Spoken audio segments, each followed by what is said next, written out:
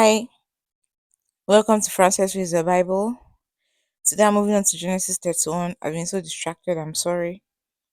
So, Genesis 31 is about Jacob leaving Laban.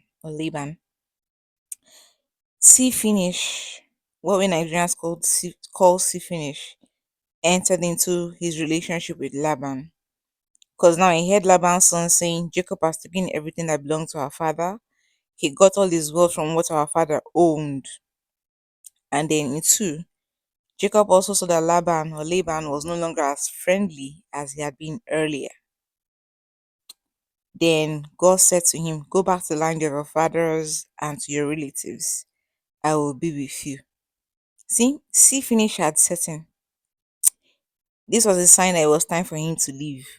When you used to be welcomed in a place and all of a sudden your host starts acting unfriendly and giving snide remarks or comments, then it's time to skedaddle. It's time to go. And Jacob realized that, so it was time for him to leave. It was time for him to leave. It was time to go. So he called his wives and told them, oh, I've noticed your father is not as friendly toward me as he used to be. But my father's God has been with me. You both know I've worked your father with all my strength. For him, with all my strength. Yet he has cheated me, changed my wages 10 times, but God did not let him harm me. Whenever he said, oh, speckled goats shall be your wages, all the flocks produced speckled young. When he said, the striped goats shall be your wages, all the flocks produced striped young. God has taken flocks away from your father and given them to me. As in, this was his intro into letting his wives know, see what's on ground, it's time for us to go, and I want you guys to come with me. You're my wives. Wanted to know what they were going to say. See, even though he was the man of the house, as so many Africans will put it, and you know, Christians will say, like he was supposed to, he's the head, he's supposed to make all the decisions. He didn't take decision alone. He called his wives and let them know, see what I'm going to do, see what I'm thinking of doing. And he wanted to know if they were with him or not, to know their opinion before moving them from the land they grew up in to some strange land, you know? And then he now gave them further information about how the angel of the Lord spoke to him in a dream, saying, Jacob, all the male goats, as in the flock, about the flock, the striping, the spotting, and whatnot, flock. And you've seen all that Laban is doing to you. I am the God who appeared to you at Bethel. That's in 13. Now get ready and go back to the land where you were born. And then in 14, Rachel and Leah answered Jacob, there is nothing left for us to inherit from our father.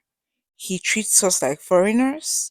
He sold us, and now he has spent all the money he was paid for us.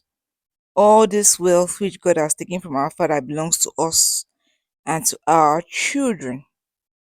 Do whatever God has told you. So Jacob got ready to go back. As in, they supported his decision. You're right, let's go. Our father even act weird towards us. It's time for us to go. They didn't object, So I can't imagine, like I said, this family dynamic is toxic. How can their father be treating them like foreigners because they got married to Jacob? Laban and Rebecca's parenting skills leaves a lot to be questioned. Very dysfunctional upbringing, and they pass it on to their children. So they decided to leave. Then he put all his children and wives ahead of him with his flock and sends them ahead. Then Laban was not around. Rachel stole Laban's household goods, her father's household gods that can be moved around. Very funny. So Jacob took everything he owned and left in a hurry. That's in 21. Then 3 days later, in 22, Laban was told that Jacob had fled. Remember, Laban was not around. So he took his men with him and he pursued Jacob for 7 days until he caught up with him in the hill country of Gilead. God had come and warned Laban in a dream that night. Be careful, in 24, be careful not to threaten Jacob in any way. So in 26, Laban said to Jacob, why did you deceive me and carry off my daughters like women captured in war? Why did you slip away without telling me? If you had told me, I would have sent you on your way with rejoicing and singing to the music of tambourines and harps. Yeah, right. Liar. You not even let me kiss my grandchildren and my daughters goodbye. That was a foolish thing to do. I have the power to do you harm, but last night the God of your father warned me not to threaten you in any way. I know that you left because you were so anxious to get back home. But why did you steal my household goods? Exactly why you pursued him, not because you loved your children and grandchildren so much. Imagine your own daughter saying you now treat them like foreigners, and here you are saying deceive. How did Jacob deceive you? You changed this guy's wages for many years. You tricked him so many times, treated him badly, agreed for the speckled kids and little goats and sheep what's in your flock to be his, and then you hid after agreeing with him. You took them all around away and hid them somewhere else. Like, so you yeah, right. Let sent you on your way with rejoicing and singing to the music of tambourines and harps. I doubt he would have done that. This Laban character is a trickster, a liar, a thief. He's everything, very greedy. He won't have done any of that at all. He was just trying to use reverse psychology so Jacob would feel, guilty. So Jacob answered, I was afraid because I thought that you might take your daughters away from me. But if you find that anyone here has your gods, he will be put to death. So Laban searched Jacob's tent. He went to Leah's tent and the tent of the two slave women. He went into Rachel's tent. Then in 34, Rachel, who had taken the household gods, put them in a camel's saddle bag and was sitting on them. In 35, she said to her father when he came to search the tent, do not be angry with me, sir, but I am not able to stand up in your presence. I am having my monthly period. And Laban searched but did not find his household gods. See, family of liars and thieves. The apple didn't fall far from the tree. His daughter Rachel was a liar and a thief. She stole from her father and now she's lying to his face. And in 36, Jacob lost his temper. Like he was fed up. What crime have I committed? What law have I broken that gives you the right to hunt me down? Like this was a culmination of all the bad treatment that Laban had meted out to him. Like he was fed up, he was done with it. I don't blame him for finally losing his cool after so many years. In 38, he now said, I have been with you now for 20 years. Your sheep and your goats, that's a long time, have not failed to reproduce, and I have not eaten any rams from your flocks. When a sheep was killed by wild animals, I replaced it. I worked 14 in 41. It was like that, as in he suffered so much. He suffered during the heat, from the heat during the day, the cold at night, taking care of Laban's flocks, because there are more than one species, flocks. And then in 41, he said it was like that for the whole 20 years I was with you. For 14 years, I worked to win your two daughters, and 6 years for my flocks, and before your flocks. And even then, you changed my wages 10 times. As in, he was tired.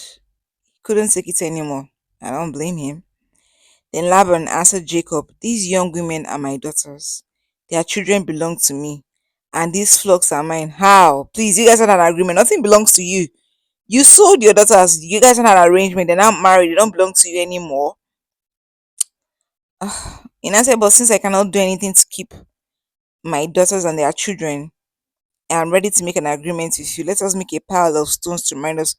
You see, now he's looking for peace because God had come to warn him. The guy does not want any issues. If God hadn't warned hadn't warned, giving Laban a warning, who knows what he would have done to Jacob, you know. So now he's brokering peace because he knows, oh, God is with this guy. I don't want any issues. So Jacob got a stone, set it up as a memorial, and they named it Jega Sahaduta. Well, Jacob named it Galid. It means the same thing.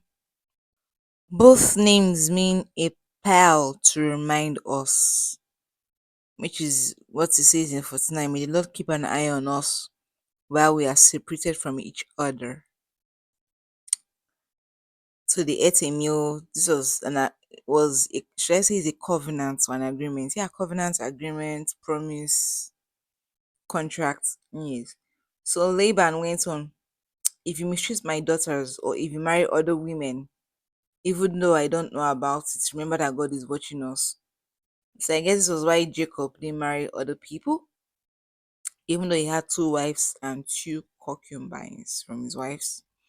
So he had the rocks that I have piled up between us, and here is the memorial stone. They had the agreement. They got, and in 53 now said, okay, in 52, both this pile and this memorial stone are reminders. I will never go beyond this pile to attack you, and you must never go beyond it or beyond this memorial stone to attack me. Yeah, of course you would want an agreement like that, Laban, because you know you did this guy dirty.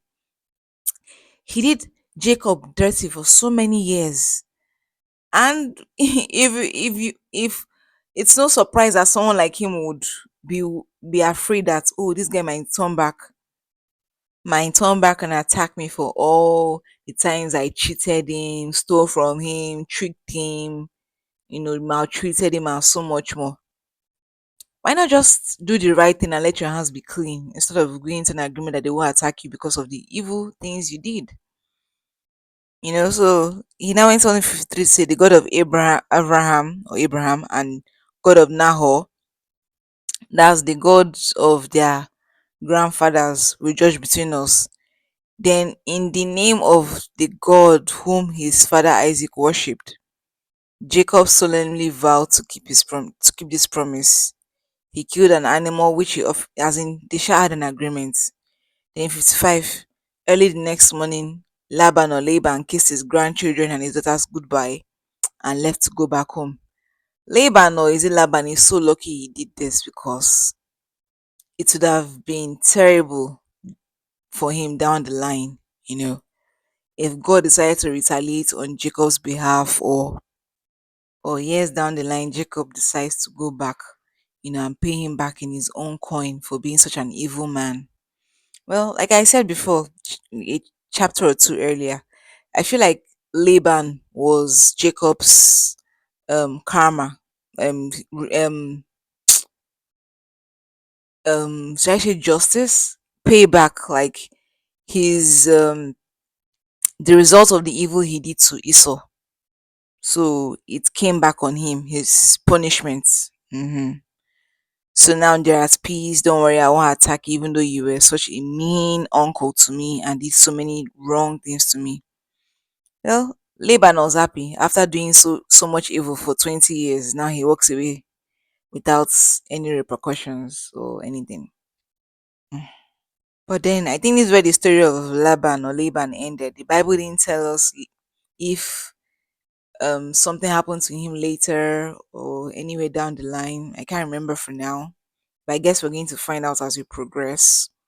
But I don't think Laban was mentioned after this, as in his part in the story of the Bible ended here, if I remember. But if I'm wrong, we'll find out later as we progress. As always, God bless you. Stay blessed. Take care of yourselves and see you next time. Bye.